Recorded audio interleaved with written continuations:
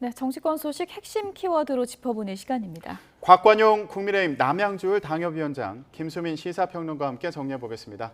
두 분 안녕하십니까? 어서 오세요. 네, 첫 번째 키워드 내용 확인해 보겠습니다.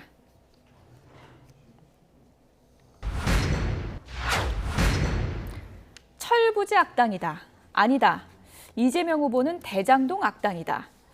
지금 지방선거를 코앞에 두고 악당 공방이 불붙었습니다. 이번 지선이 악당들의 대결입니까? 어떻게 봐야 됩니까?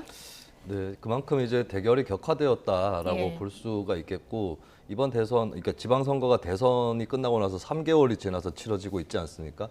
지난 대선에 굉장히 좀 양쪽 간에 험악했던 언사들이 또 많이 오고 갔는데, 그것이 좀 연장선상에서 이렇게 나오고 있다라고 봐야 될 것 같습니다. 여기서 좀 지적해야 될 부분들은, 악당이라는 말은 너무 하기 쉬운 말이거든요. 예. 다른 표현도 있고, 뭐 공격을 하더라도 굉장히 따끔하거나 신랄하게 공격할 수도 있는데, 예. 그냥 악당이라고 해버리면 그냥 나쁜 놈 이렇게 얘기하는 거에 불과하지 않나. 예. 조금 더 뭐 표현을 하더라도 기발한 표현이 나올 수도 있는 것이고, 또 친절하게 또 표현해야 되는 이런 좀 구체적인 내용들이 더 중요하지 않을까, 그렇게 보여집니다. 네, 지금 이 악당 공방이 나온 게 이재명 후보가 김포공항을 이전하겠다, 이 공약을 내세우면서 논란이 되고 있는 그런 상황이거든요. 국민의힘에서는 이재명 후보가 대선 때와는 말이 달라졌다 이러면서 비판하고 있습니다. 관련 발언 들어보겠습니다. 이재명 후보가 대선 때는 강서구의 자산이다, 김포공항이 그렇게 얘기했다 하더라고요. 그런데 느닷없이 또 개항에 가더니 그 김포공항이 그 애물단지다라고 얘기하는 것이니까 참 황당하다. 아무 말 대잔치를 하는 것도 이 정도면 넘어선 거 아니냐, 선을. 최근에 개발된 고속전철 기준으로 한다면 10여 분이면 도달할 수 있는 그런 거리에 있는 공항인데, 인천공항으로 통폐합을 할 경우에 제주 관광 산업이 영향을 받는다. 저는 좀 모자란 생각이거나 악의적 선동이라고 생각합니다. 네, 이제 내일이면은 지방선거 본투표 날인데 김포공항 이전 문제가 갑자기 최대 변수로 떠오른 것 같아요. 거의 지금 전국의 모든 이슈를 집어삼키는 블랙홀처럼 돼 있는데, 말씀하신 대로 선거전 막바지에 이 관련해서 다소 거친 공방이 좀 이어지고 있습니다. 근데 이 김포공항을 이게 사실상 폐쇄하고 그 국내선 기능을 인천공항으로 흡수하는 그런 예. 이슈인데요. 이게 많은 분들이 우려하시는 것처럼 김포공항을 폐쇄할 경우에 이 제주 관광 산업에 얼마나 좀 타격을 미칠지 그 부분을 좀 우려하시는 것 같습니다. 실제로 이 수도권에서 김포공항을 항공을 이용하는 수요와 그다음에 인천공항에서 이 국내선의 수요를 감당 가능한지 여부, 그리고 대체공항 기능 부재에 따른 영향도 이제 많은 부분에 대한 고려가 필요한데, 이 부분이 좀 충분치 않고 선거 막판에 이걸 이슈화시키는 그런 측면이 있는 것 같습니다. 근데 이 부분에 대해서 뭐 생떼다 뭐 이런 식으로 저희 국민의힘의 비판에서 오히려 되치기를 하시는 모양새인데, 저는 이 부적절한 것으로 대선 때 이미 정리된 공약을 가지고 다시 분란을 만드는 것이 오히려 선동이고 좀 갈라치기로 보인다, 이렇게 생각하고 있습니다. 예, 이재명 후보 이제 주장을 들어보면 조금 전에 저희가 들어봤지만 김포공항과 인천공항은 고속전철로 10분 거리다, 이렇게 이제 근거를 들었는데 이 근거는 좀 팩트가 아니지 않냐, 이런 또 반박이 많습니다. 네, 이거는 이제 조건부라고 얘기를 할 수가 있겠죠.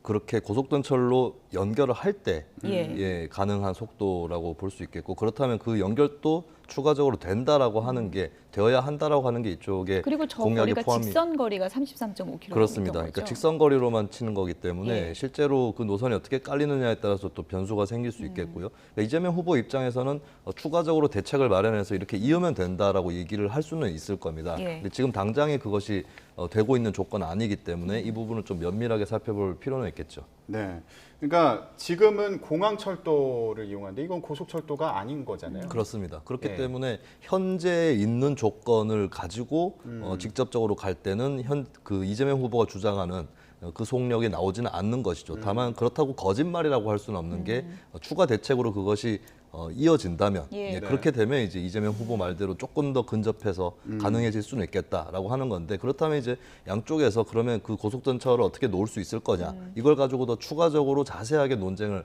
벌이면 더 생산적이지 않을까, 이렇게 예. 보여집니다. 네, 지금 이재명 후보 같은 경우에는 김포공항을 이전을 하고 여기에 이제 개발을 하겠다 이런 주장을 하고 있는 건데, 국민의힘에서는 이게 대선 때하고는 많이 다르다는 그 분석인 거잖아요.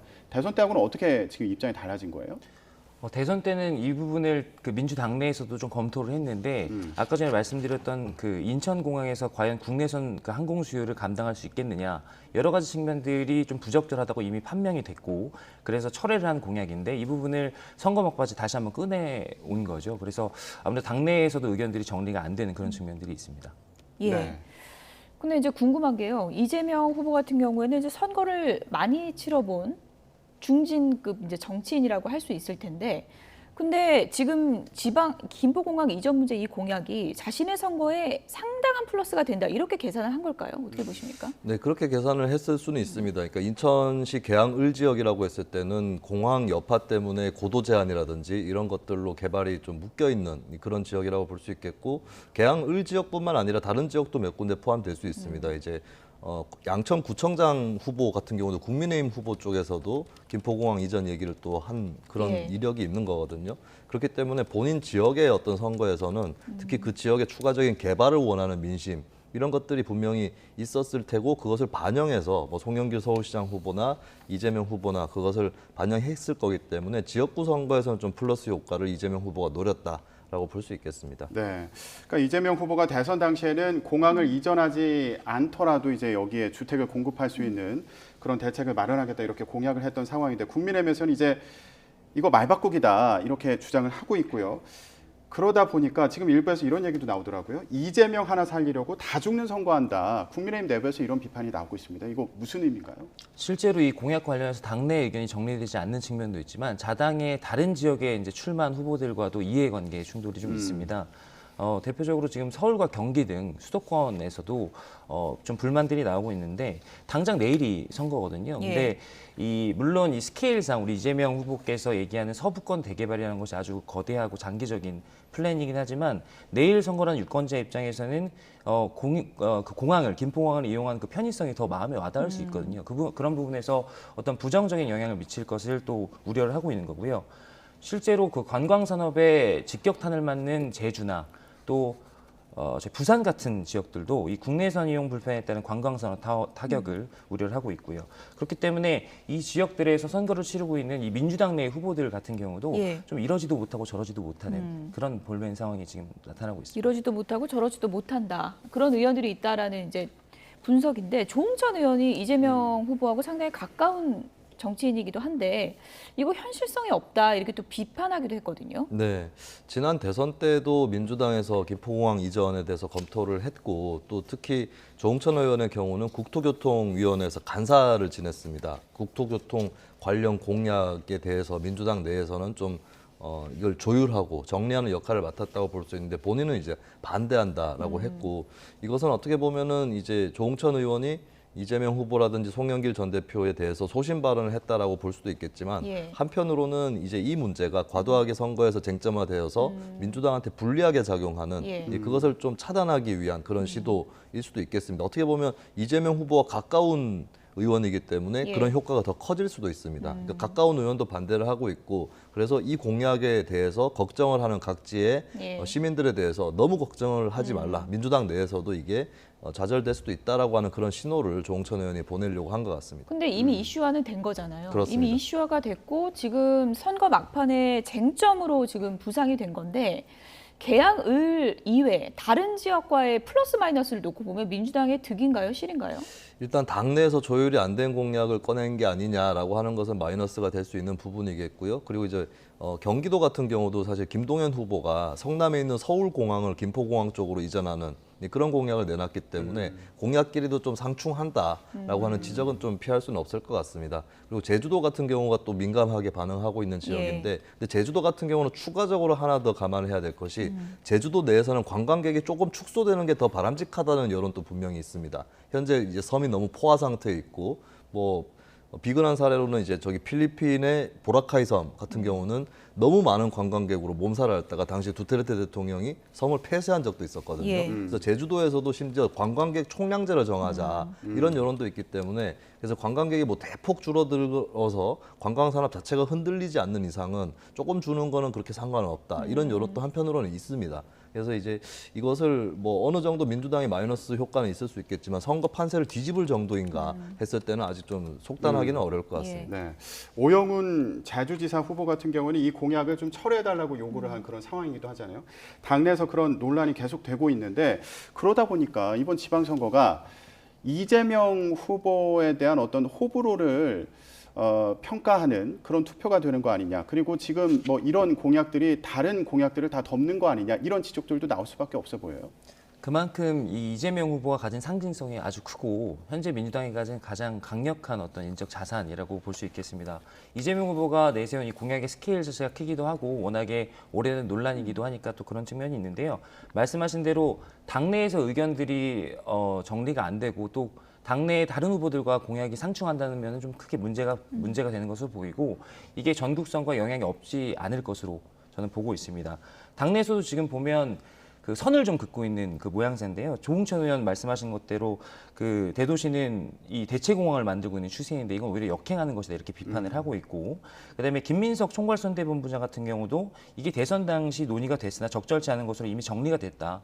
송영길 후보 같은 경우도 입장이 바뀐 것이다 이렇게 얘기를 하고 있고 그다음에 윤호중 비대위원장도 이건 중앙당의 당론이 아니다, 공약이 아니다. 예. 그래서 한 개 지역에서 결정할 일이 아니라 차차 천천히 판단할 일이다 이렇게 비판하고 있을 정도로 정리가 계속 좀 안 되는 모양새입니다. 예.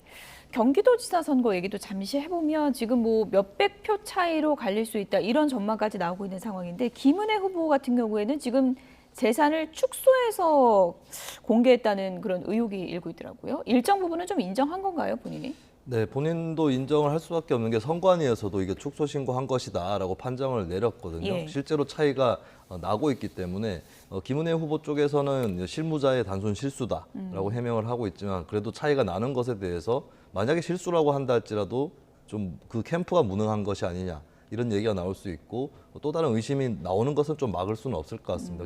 그래서 이 부분은 김은혜 후보 입장에서는 악재인 건 맞는 것 예. 같고요. 근데 이걸로 이제 굉장히 크게 선거 판세가 요동칠 거냐. 뭐 이런 사례는 이제 선거에서도 몇 차례 일어났던 그런 적들이 있는 것이고 뭐 이제 투표를 하는 당일에 플랜카드로 뭐 이런 사실들이 또 붙게 되는데 근데 이미 이제 투표장 가기 전에 마음을 정하신 분들이 투표장에 가는 거기 때문에 이게 아주 크게 막 5%포인트 이상의 예. 어떤 표가 왔다 갔다 하는 이 정도의 이슈는 아닐 것 같습니다. 그런데 다만 이제 워낙에 접전이기 때문에 예. 김은혜 후보 쪽이나 이쪽에서 좀 민감하게 여길 수밖에 없는 이슈는 맞지 않을까 이렇게 네. 봅니다. 지금 민주당에서는 이거 재산 축소 신고한 거 문제 있으니까 사퇴해야 된다 이렇게 요구하고 있는 상황이잖아요. 그 정도까지 볼 일은 아닌 것 같고요. 평론가님 말씀하신 대로 이게 영향이 없지는 않겠습니다만 분명히 내용이나 의도를 보고 유권자분들께서 판단하실 걸로 봅니다. 이게 실무진의 착오가 있었던 건 분명해 보이고요. 김은혜 후보 측에서도 실무진에서 기재를 잘못한 것이다.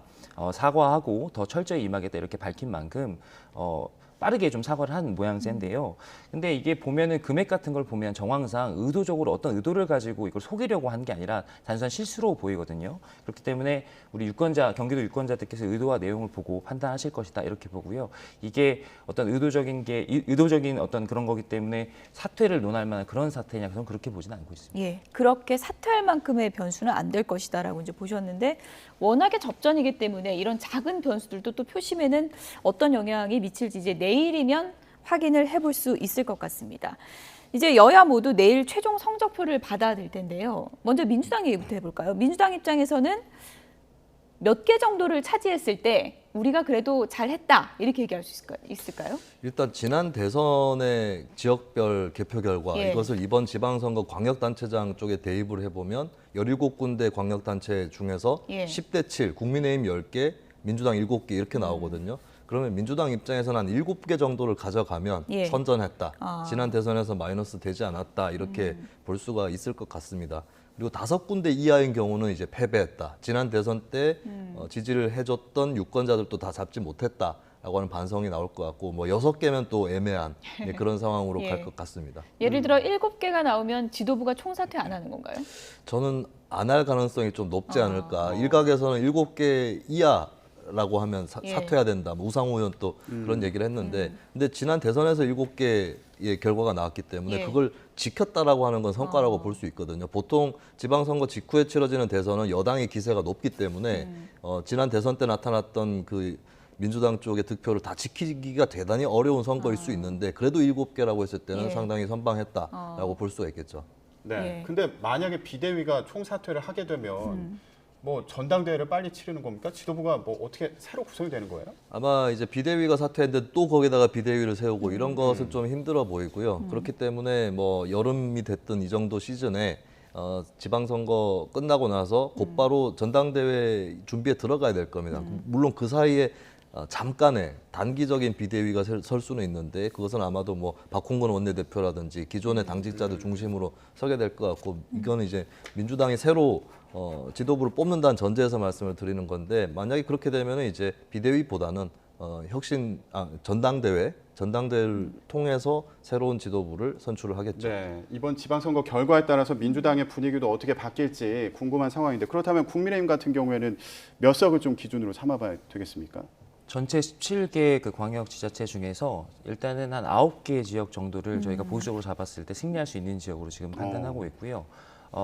이 나머지 저희가 그 접전이거나 아니면 아주 근소하게 저희가 이기고 있다고 우세라고 판단되는 그런 지역에 화력을 집중하고 있습니다. 근데 이 절대로 안심할 만한 상황은 지금 아닌 것 같고요. 이전 선거의 사례를 보면 직전 여론조사와 아주 크게 결과가 나온 경우도 있기 때문에 끝까지 좀 노력을 해야 되고 특히 말씀하신 경기와 그다음에 대전, 세종 이런 부분들은 어떻게 결과가 나올지 지금 장담할 수 없는 지역이기 때문에 끝까지 저희가 좀 긴장하고 선거에 임해야 할 것 같다 이렇게 생각하고 있습니다. 네. 자, 이제 내일 본투표가 끝나면 그 결과 알 수 있게 될 텐데요. 예, 하루만 더 기다리면 결과가 나올 것으로 보입니다. 자, 지방선거 얘기해봤는데요. 이번에는